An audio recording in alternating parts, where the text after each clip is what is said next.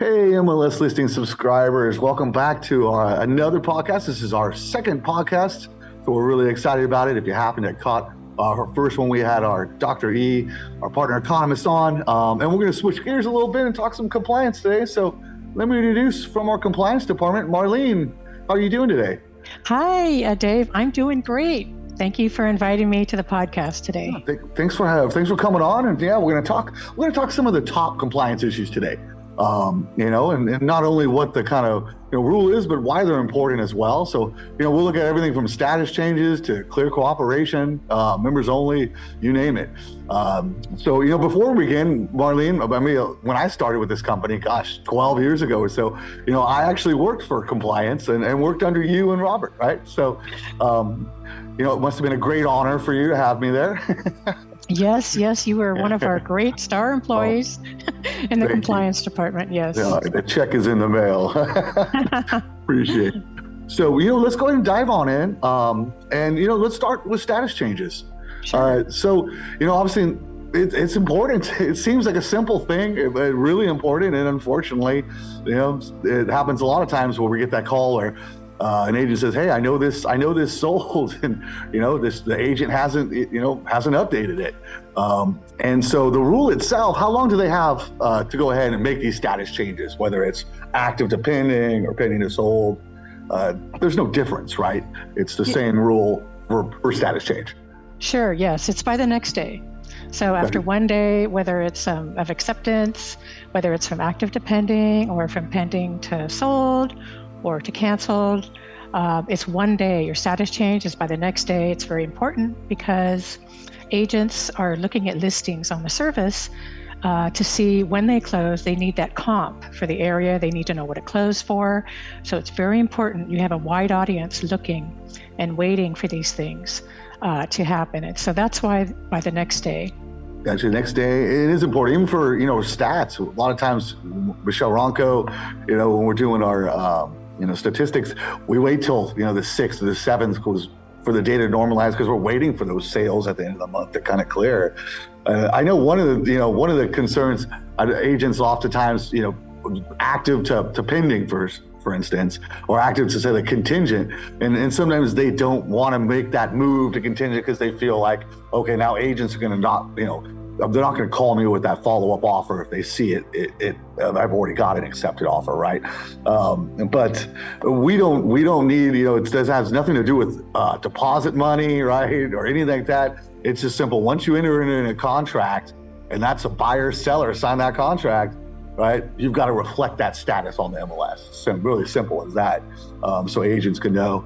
And it is important to go ahead and make sure, Robert always says that, you guys, as compliance, the shepherds of the data, and it really is key. It's integral to when you look at a listing, you see it's active, it's actually active, right? And that goes right down to that kind of safeguarding the integrity of the data, as we always say. So get your status changes changed right next day. And I know you guys take that very seriously, the integrity of the data.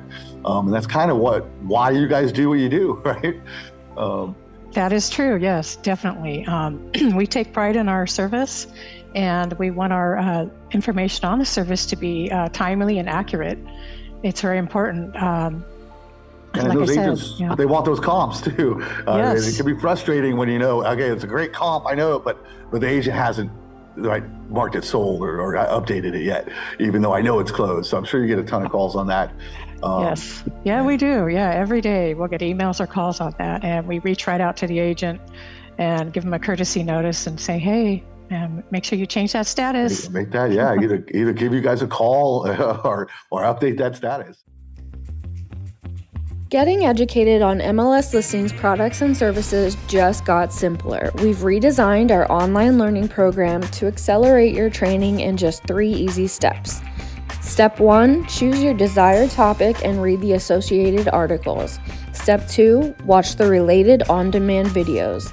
And step 3, if you still have questions, attend a live workshop. Our new online learning program is self-paced and highly flexible, so you can learn on your own schedule whenever you want and engage with our trainers whenever you need. To learn more, go to the Pro Support Community website and click on the online learning link. So I guess, let's move on to photos. Okay. Photos, obviously really important, real vital data for our agents. Did they used to have a pool? Did it have this? What? And that's really why we don't ever allow any removal of photos, because they're so valuable, right?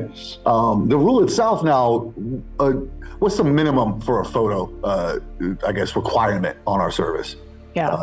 So the minimum requirement is one photo of the front of the property. That's the minimum requirement in an active status. Members only, do not show listings, don't require a photo. You don't have to have one, but anything, and members only show, you do have to, inactive and so forth. But one photo, and it has to be, the photo needs to be on the MLS by the next day. Gotcha. And that photo, so if you have multiple photos, somewhere on the listing, we require at least one photo of the front of the property, right? Yes. So if you only have one photo, that photo to be in compliance would have to be at the front of the property. But if you have more than one photos, that, a lot of times those agents I've talked to, sometimes they think, the main photo has to be of the front of the structure, but that's not it. Right? If you have a great photo of a view or a master bedroom or whatever you can choose that and keep, somewhere else amongst the photos, that front photo, but it doesn't have to be your main photo, right? That is true. Yes, we do get people that complain and think that because the first photo is not at the front of the property, that's a violation, and it's not. I mean, you might have a great looking kitchen, fine, but that is your first photo. You want to attract attention. Right. As long as the front of the property's in there somewhere in the mix, it's okay.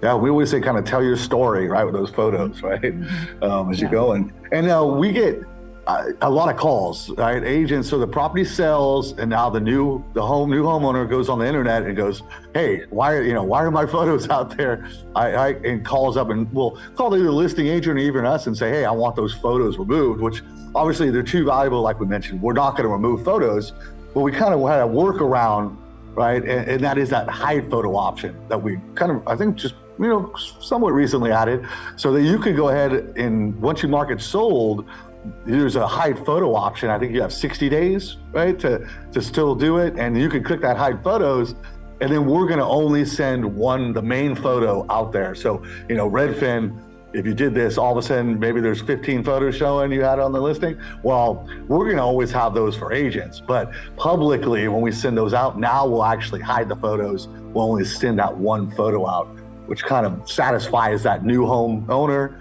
who doesn't want to see all his photos, and for us, that we get to keep that valuable information, right? That's true, Dave. Yes, definitely. Yes, that new hide photo feature's been out for a bit now. I think maybe 6 months. Okay. And we've done everything we can to communicate that on our webpage, and we've sent out emails. But definitely, the listing agent has control now. And they can do it when it's on market or off market. And yes, they can hide all the photos downstream, and many homeowners want that. And all the photos will remain on the MLS. We're not going to hide any on the service, just on the downstream Zillow, Trulia, Redfin, those sites. Just the main photo will show only. And that really helps out a lot of our agents and their clients. And I think they're really happy about that. So, and within 60 days, is the time frame. If you've got a listing that's older than 60 days, maybe 6 months old, and you'd like to have the photos hidden, give us a call or an email. We'll be happy to help you out with that still. Definitely, yeah. Give you guys a call. Those photos, not only can you hide the photos after you mark it sold, but we actually have inside listing management when you're posting your photos to that listing, and you can actually choose to click on that photo, and it will actually let you, hey, do you want this out publicly, or did you just want it visible for agents? So we even give you that kind of flexibility where, technically you could have, let's say you have 50 photos on the MLS, but maybe only 20 of them are going out publicly to these sites, right? So they have that as well. So a lot of different ways you can go ahead and either hide the photos, right? Choose what ones are going out in that data stream publicly to sites like Redfin and so forth. And give you that flexibility. But the key, I guess, don't remove your photos, right? That's a big no-no. Again, they're just too valuable, and it is a violation. And so if somebody did remove the photos, Marlene, I guess we got a complaint, would we call them up and actually require those photos to get put back on that listing then? Yes, what we would do is we would contact them via email, and we let them know that we're restoring the photos to the service because they wouldn't be able to because it's closed. Sure. So we restore the photos back onto the MLS, and we'll send them a note and say, hey, you know what, do you want to hide photos? Or do you want us to internet to know? Or you've got other options available. So fantastic. And they can always give compliance a call if you guys have any questions, right? And they'll help you out, especially if you have that new home buyer, right? Yep. Who's pretty upset and wants those removed immediately, right? So you can tell them, hey, you've got a stake over your eye, but you got it done, even though it was really just a quick click of the button, right? Yeah. Yeah. So I guess let's move on to managing COE dates. Let's take a look at COE dates. So did statuses, we got photos. Another important thing, right, is actually updating, your close of escrow date on a listing. And you guys actually send out a courtesy email, right, that says, hey, your COE date is in the past now, right? Yes, we do. All listings get an automatic courtesy notice. I believe it's the day before it's going to close. And it reminds you, hey, your listing is due to close tomorrow. Your COE date is tomorrow. Do you want to update that, or what's going on? We don't want the close of escrow date to slip in the past. The close of escrow date is something that's happening in the future. So we don't want to see, it's going to close. Let's say your COE date says it's going to close on March 1st. Well, it's March 20th. And again, even that close of escrow date is so important to other agents. Again, maybe they have a property they want to list for sale, and they need that comp on that close, and they look at your date of 3/1 and they go, hey, I'm waiting for that to close. I want to get the sale price so I can add it to the comp or what have you.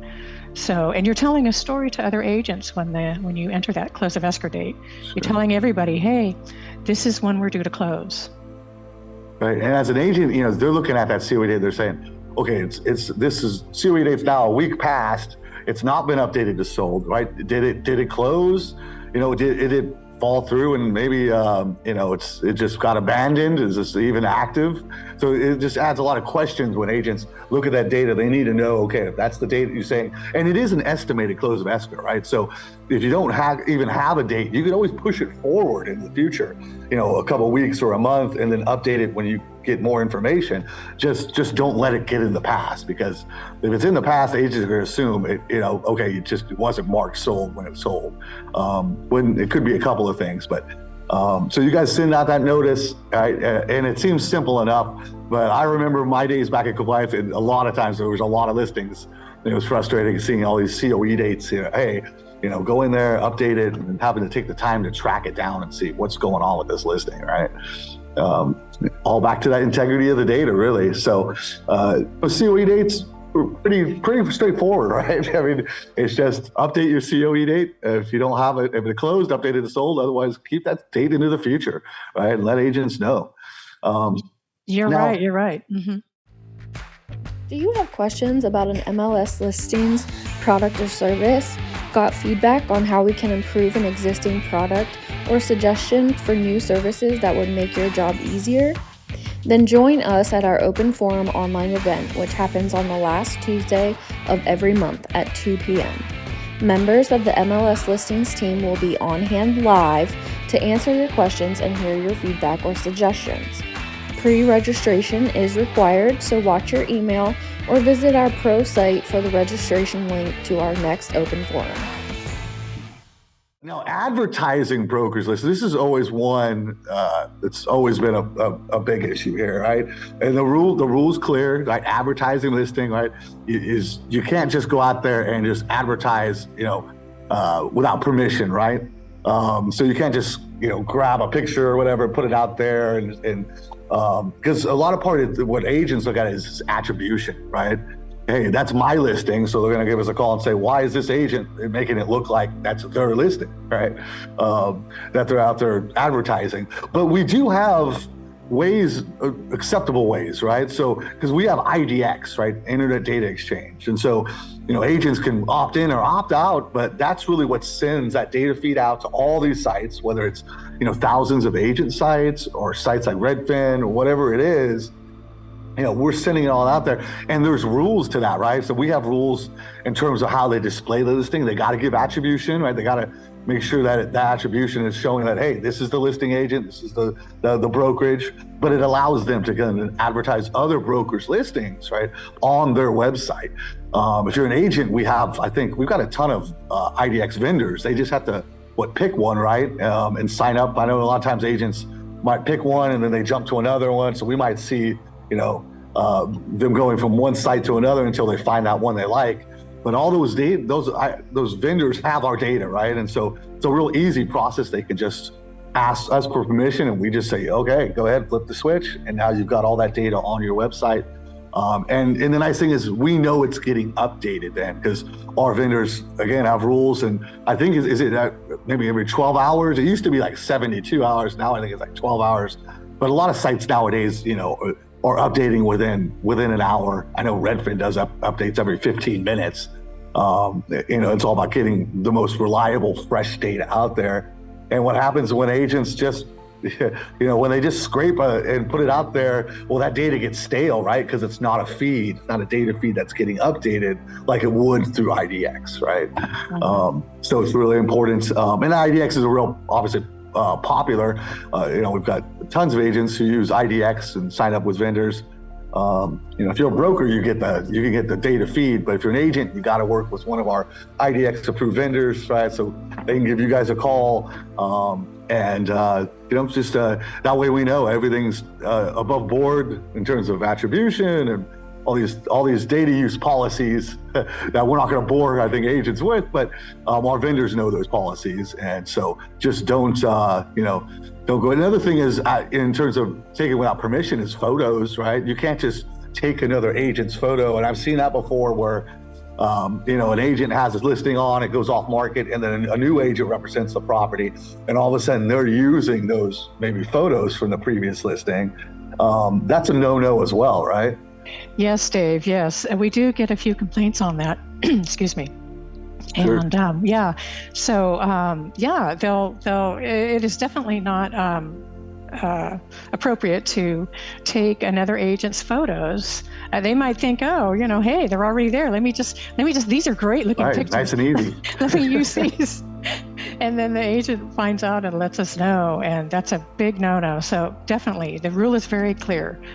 You must obtain listing broker's permission to advertise the property, whether it's taking the photos. You'd have to get permission, written permission, an email or something, saying, hey, yeah, you can use my photos or you can use my listing. So please don't advertise another broker's or listings agent's property through print or email flyers or social media posts like Facebook or any kind of videos. Right.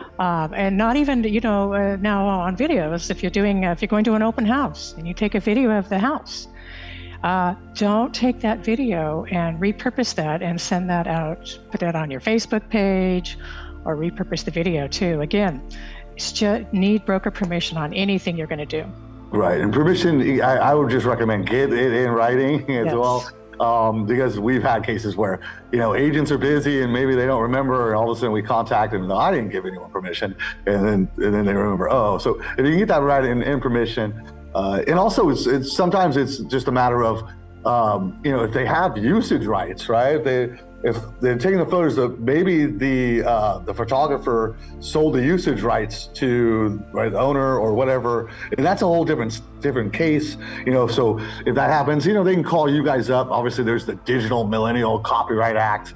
I've dealt with a little bit before. We're not going to get into the details on that, but it comes down to really, did you have permission?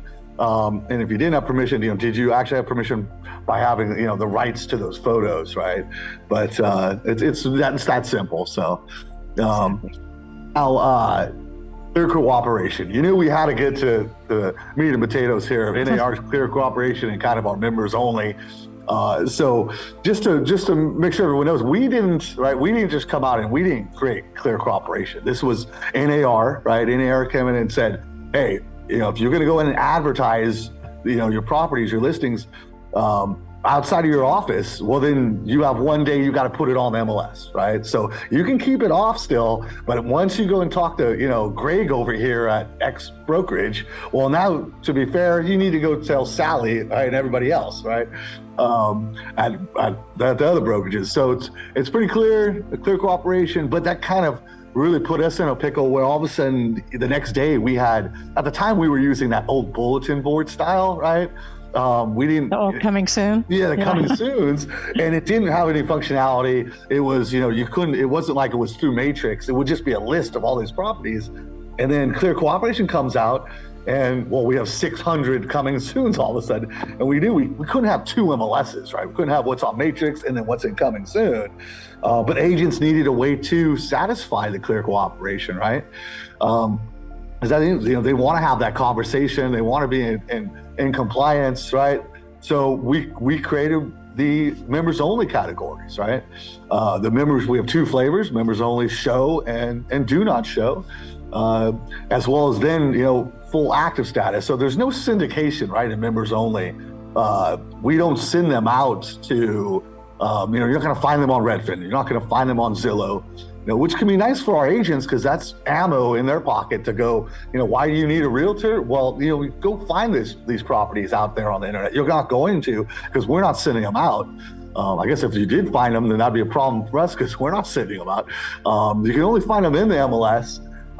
And so it kind of gives you a little bit of ammos as well. And now that we have it in Matrix, well, now you can send them. They'll show up in your searches. They're going to go up, right? So you can choose to send them out or not. But they'll get sent out in your auto emails, right? And if you're the client there, they think they can just pop on Zillow or something and find that inventory. Well, that's just not the case, right? So it is a big thing. Well, I guess with members only, I don't know, you tell me, Marlene, do we get a lot of, I know right now we're having a bit of a conversation regarding Clear Cooperation and our solution, which is members only, because there are things like, should it have a time limit? Right now there is no time limit. You could be in members only for infinity, technically, right? But should it be 30 days? Should it be 60 days? These are the kind of things we're really as a community now trying to discuss and see, is there ways we can make this better? I know a lot of agents love the fact that if they move it from, let's say, they're in members only and they move it all of a sudden to active status, that's day one, where we reset the days on market and we get rid of the history. So you wouldn't even seen that it was in members only, right? We don't even attach that. So things like that, it seems that we're popular with it. But, we also, when we came out, I remember this was all because, COVID, and we came out and there was a lot of, discussion on it. We made some changes to it as the Clear Cooperation came out and said, okay, this is what we're hearing from agents. They want this, they want that, but they don't like this. So for you agents out there listening right now, feedback at MLSListings.com, let us know, how your experience is with, if you've used it, how did it work out? What's the things that you found beneficial? And if there's anything that we could do better, let us know on that as well, right? They can also reach out to compliance, of course, but just letting us know, hey, these are the things that work. These are the things that, because NAR's Clear Cooperation obviously is here to stay. It's not going anywhere. The question is, is the solution good enough? Members only. So far, I think we've had a positive on that, but it is in terms of compliance, right? It is a violation, though, right? If you disregard the Clear Cooperation rule.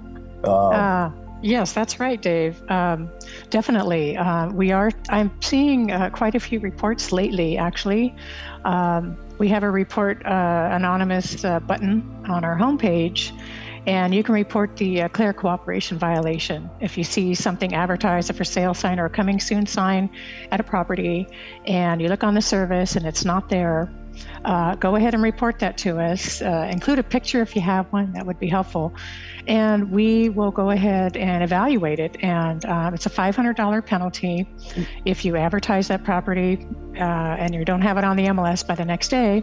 We'll shoot you out an email, a warning, a courtesy warning, and letting you know you must get that listing on the service. And members only no-show is an option for you. If your client's private, they don't want it on the internet, go ahead and pop it in the members only no-show. Satisfies our rule and the Clear Cooperation policy, and you don't even need a photo. And once it's on the service, then you can continue to advertise that as coming soon if you wish, or a members only show if you want to show it. So we do have to post that up on the service by the next day. It's a $500 penalty.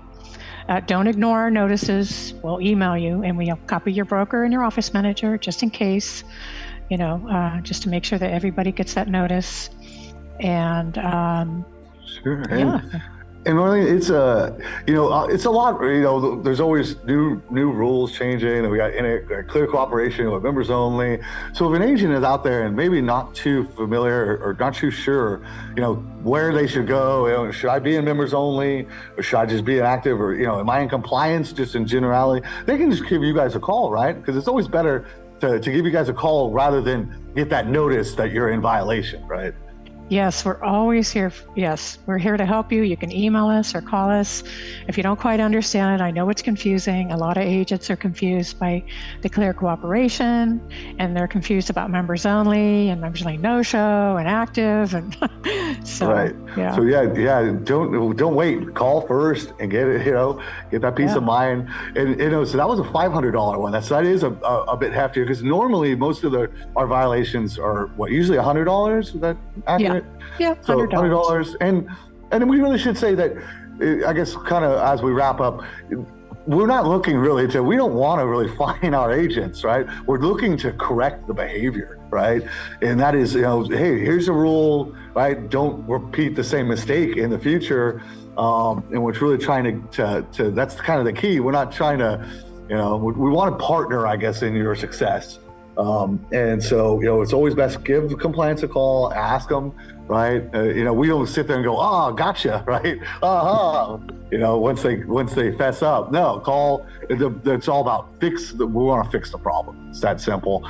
But unfortunately, we send out notices. We're going to try to give you as much time as you can. So make sure, because we have 16,000 agents. We can't call everyone. I always remember when I was in compliance, if we send them an email, they'd say, why didn't you call me? If I call them, they'd say, oh, why didn't you email me? So it's really important that, whatever email they use, have that on file with us, because that's what we're sending these warnings, right? Right, to whatever we have on file. And that's pretty much all we can do, is try to give you a couple warnings and get it corrected.